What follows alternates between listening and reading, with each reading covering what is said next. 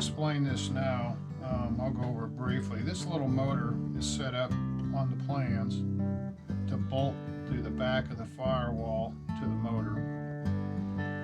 I wanted to utilize this bracket here, which basically enlarges the footprint of your motor mount.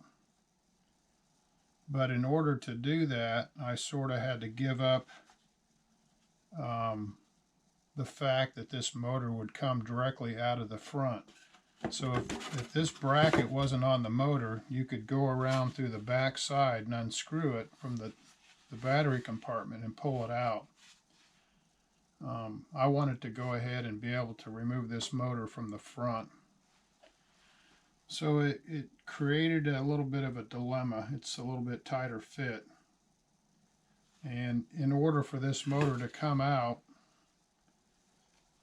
this has to come off the motor. This is the prop drive, which goes on. And that removes from 3 bolts from the front. You pull this off and then the motor comes out. This is going to be a fun airplane for me because I can take it, I don't know, about 2 blocks down the easement here and fly in an open field that's set aside for drainage. One of the things I did, it's not on the plans, it shows this, I've got this X bracing in here. And that adds a tremendous amount of rigidity. So when these blocks are off of the airplane and this fuselage is sitting upside down for the I-beam, I still have a rigid structure to go off of. So I'm going to tack glue this block on. We're going to razor plane some of this stuff here on this block.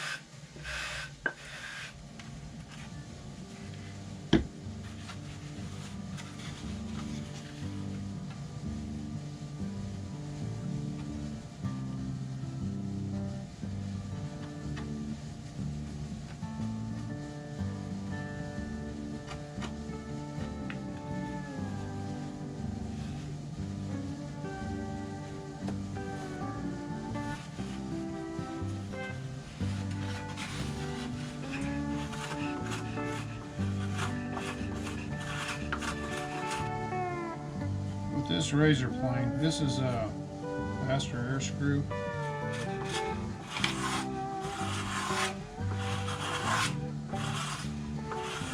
With this 3/32 sides, you got to be real careful. One more swipe and you're into the fuse side, and that's what we don't want. So the other thing, the plans show on the top, it shows basically all the way up to the canopy here.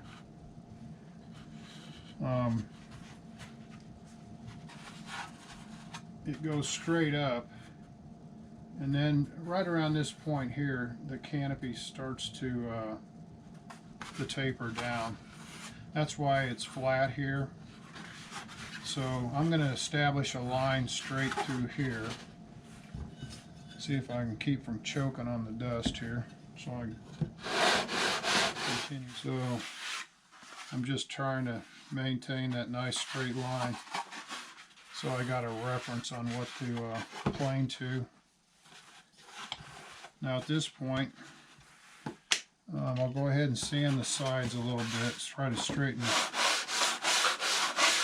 sides out. Now, I'm not going to sand into the fuselage side sheeting, but I'll get pretty close to it. Just feel along. I leave it just a little proud. So now, by doing that, I've established the profile, and by sanding the sides, I've established the top view. So when I start razor planing the sides, I've got something, a reference point.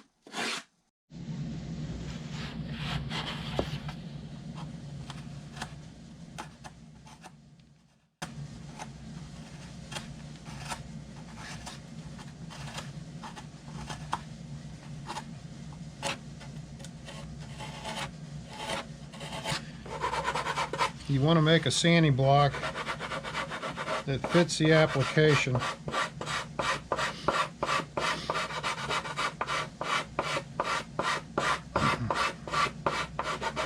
So what we're going to do is get the profile sanded in there.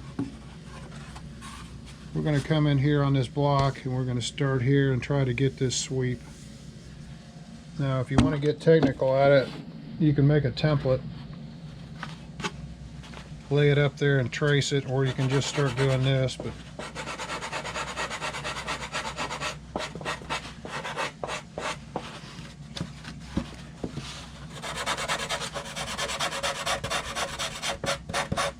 so from the look of the plans, it's a gradual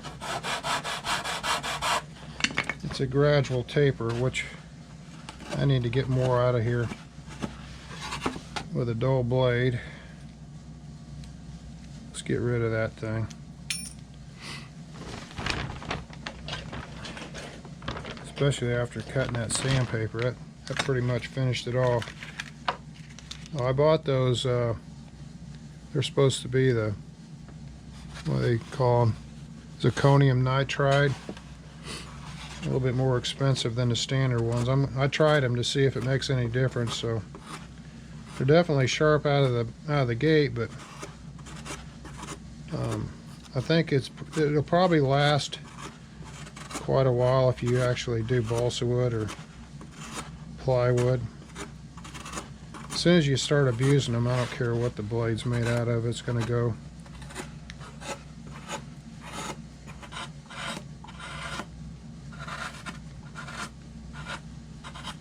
I like the layout of his airplane. You know, it's a very pleasing plane.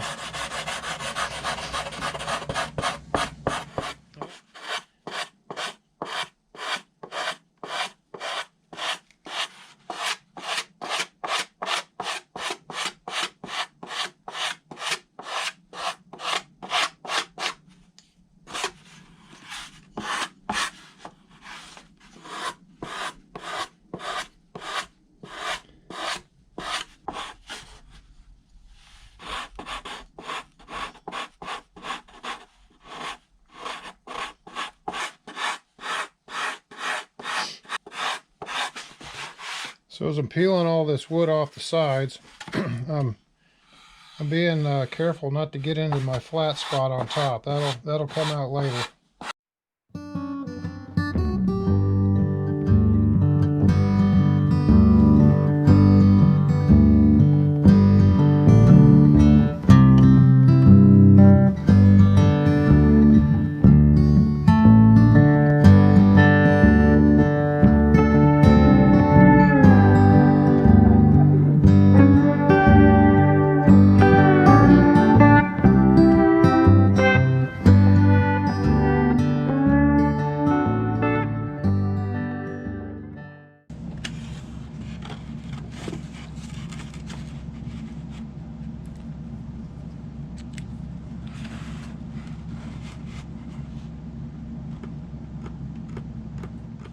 I think for the purpose of cutting the blank out, I'll go ahead and cut it a little oversized.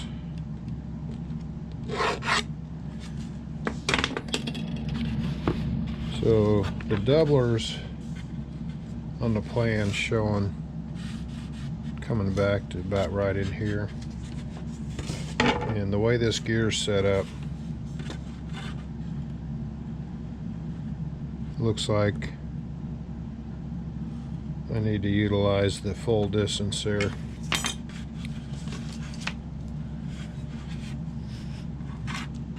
let's see, I'm coming back. Let's go back 1.25 inches.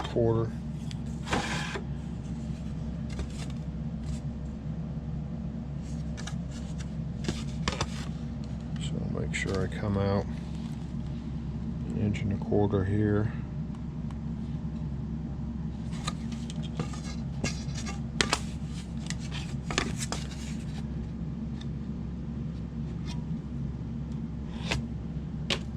So that'll be my landing gear plate blank.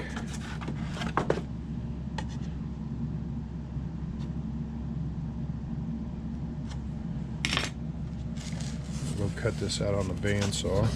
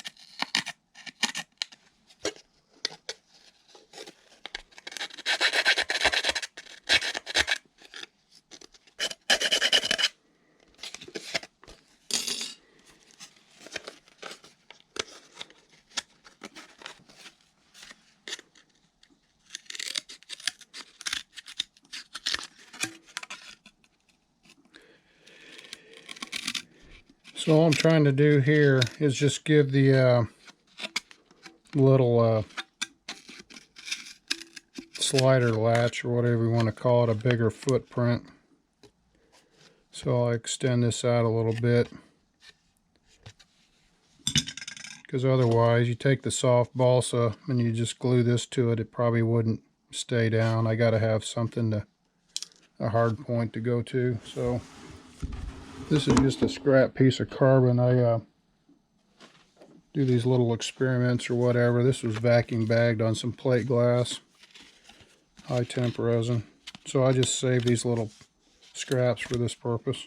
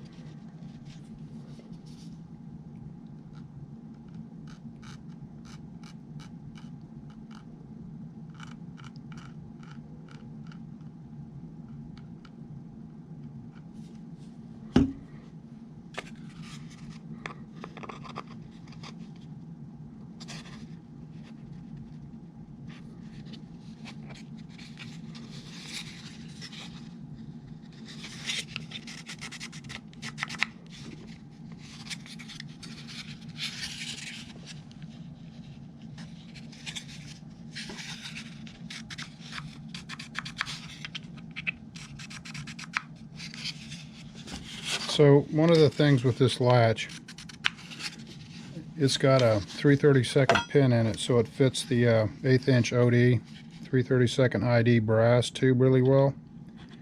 So what I'm going to do is embed a piece of this brass tube into this back former here,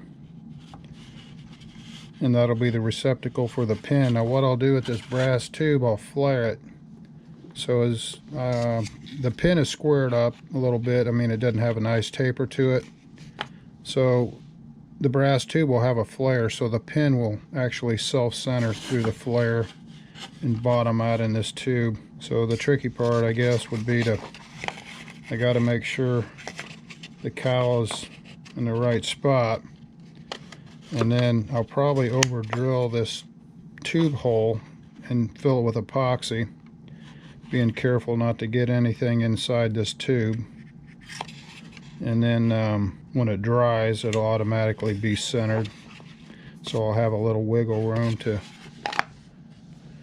get this tube in there. I'm getting ready to lay this thing up on this top, and then it'll be the setup to get all the ribs in. I also like to take this glass, once I clean it, I'll go ahead and put some more wax on it. When this thing is on the bench to do the wing, the orientation will be this way. I'll have the nose facing me.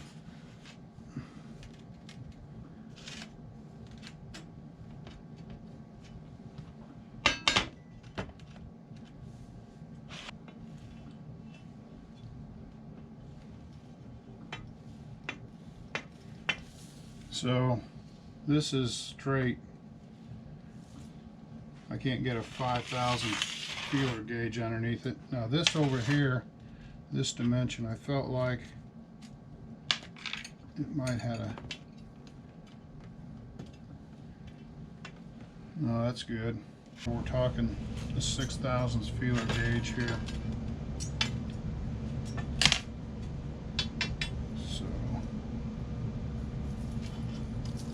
Yeah, this corner over here, we're a little low. Let's see if I can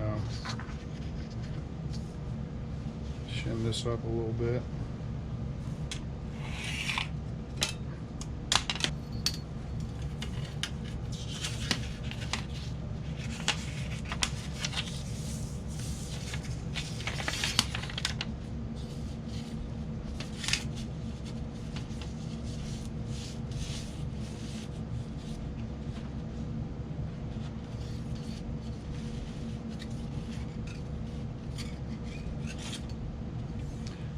The beauty of the 1/4 inch plate glass is the fact that you can actually shim it easier.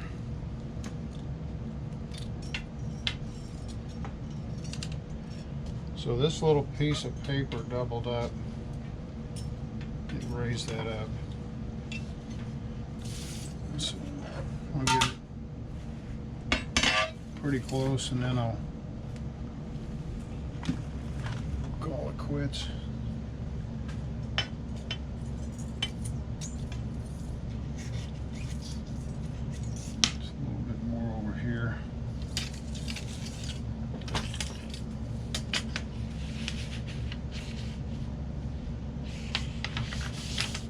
Now the reason I fold this paper,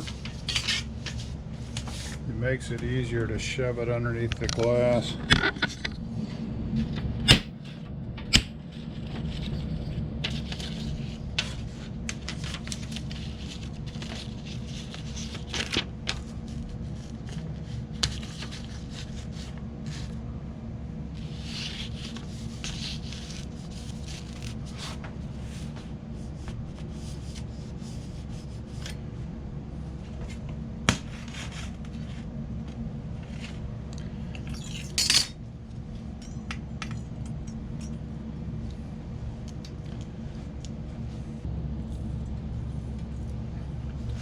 All right, well that's good enough for the Holeshot. You can see where I've constructed this thing with a hangover, and I was sort of worried about that. So this part of the glass tabletop right here is not supported. This is on a hangover, and that's probably why I had to pull this up a little bit with some paper. Ideally, it should be supported out here with a bench underneath it, but I was aware of it. Now the next step is to get a 90-degree line to this right here. So this is where the fuselage is going to be sitting right here. If you're an old timer and you have dealt with fractions your whole life, this is a neat fast cap ruler. So right here on the top, it's got the fractions, and then down below it, it's got the metric. And the neat thing about it is, if you take a new kid, doesn't know how to read a tape measure, I guess it's already, the little tick marks are already laid up. So 10 and 1/16 or 1/8 or 1/4, so you just go up and down, and just remember that the little red mark is a 1/16 increment. So it looks like I need 2 foot on each side of this line in order to lay this wing out.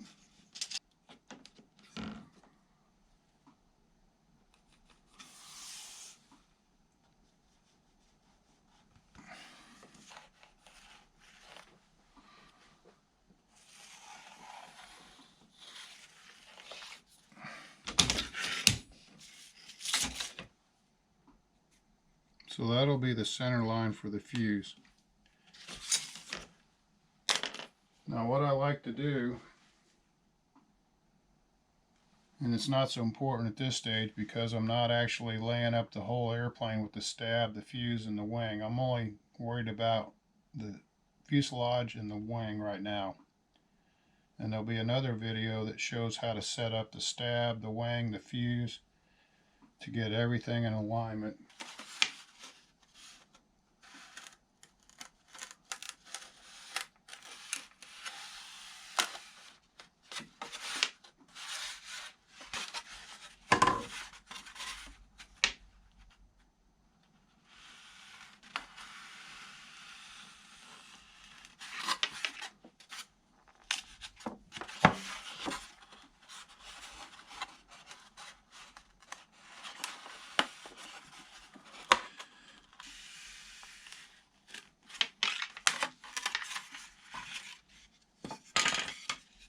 Try to get these sanded off.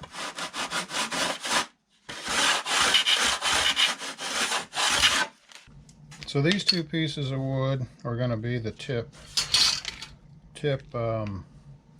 whatever you call these things out there at the tip. And it's not too critical that this dimension, lengthwise or height-wise, is perfect as long as it encompasses the leading and trailing edge. So I just grabbed this piece of wood because it's just a little bit heavier than a good piece of wood. It's probably 8 pounds. So these will be the tip pieces here.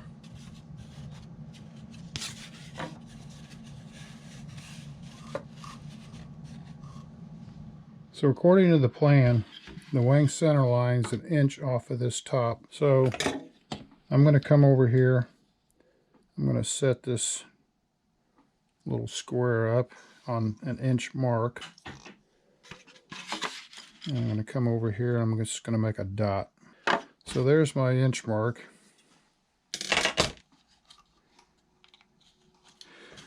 So let's see. Now, don't get too worried if it's a 64th off or whatever.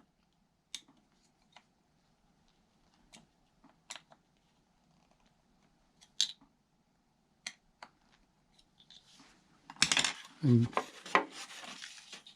we're gonna plot this center line. Make sure everything's flat on the glass. Right there's your center line. So we'll take these balsa pieces and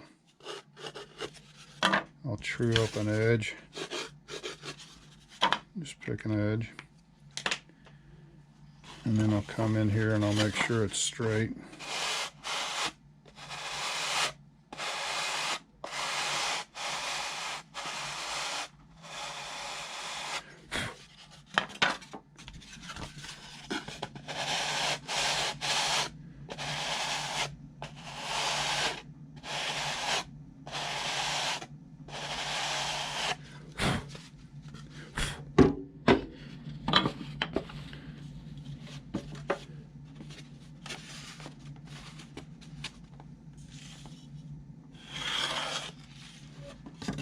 So there's one right there. I'll do the other tip. Like I said, I'm just using the fuselage to hold it vertical. So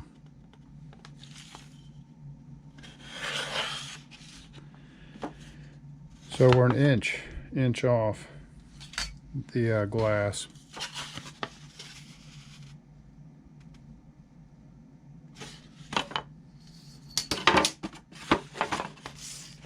What you want to do is double check, and you want to make sure that everything lines up. So if you actually take a piece of wood and you lay out the fuselage and these separately, each time you measure this line, you're looking and you're marking, but this way with the flat glass, you're able to come in here and transfer this measurement off the glass. Now the other thing, when you lay out these fuselage sides, the reason why I didn't lay anything out up to this point is because if I glue this all together and these sides aren't perfect, which they probably aren't, well, then that line will be off from one side to the next. But if you get the fuselage to this stage, and then you come in here and you mark your center line, you're good to go. So the next step is to actually come in here, and we're going to make cutouts right in here for the leading and trailing edge and the spar. And we're going to make cutouts for the leading trailing edge of the spar to go through this fuselage. And that'll correspond with the plans. Now, I mentioned in another video that this trailing edge right here, where we at right here, is 1/4 inch, and I'll probably put some carbon in there. They're showing a 1/2 inch here and a 1/2 inch here for the leading edge. I'm going to go 1/4, and I'll probably put little strips of carbon in there or something. So I'm just trying to use what I got. I've got more 1/4 and a 1/2, so, and I think it'll come out the same weight or a little lighter. Now, another thing I wanted to mention on this fuselage, this isn't the only way to box up a fuselage. Now, this fuselage, if you remember, there's a second video I think I did, I selected book match wood for this fuselage, and it worked out great. I mean, the bow, you know, on this fuselage was is a mirror image. It's real critical that when you cut these fuse sides, they're exactly the same. So when you start lining these formers up from the nose to the tail, if you line them up to where they're not skewed, they're at right angles back here basically, it'll fall into place. And then I stiffen it up with these X braces. Now, Bob Hunt sent Robert Storick, I don't know what it was a PDF on how to build a fuselage, or a lot of different building points.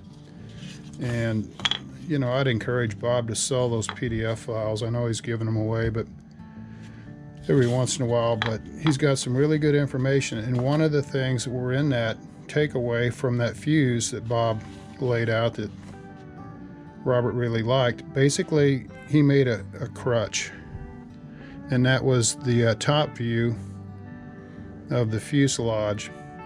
So if you can't get book match wood, but you try to get it pretty close, but that way you're building on, I guess you'd call it a crutch, but it's one continuous piece. Now, I didn't look into it that close, but I understand the concept. So when you build these sides on that crutch, top and bottom, it just locks everything in, and it's super strong. So the takeaway here is utilize this information that I'm putting out. It's not the only way to do it, but it's one way. And probably the job that helped me the most in modeling, it really didn't have anything to do with woodworking, although that comes in handy. What helped me in modeling is working at a machine shop, and 1, 2, 3 blocks, height gauges, tooling plate, how they measured parts in a machine shop. It was really fascinating, and it was so simple.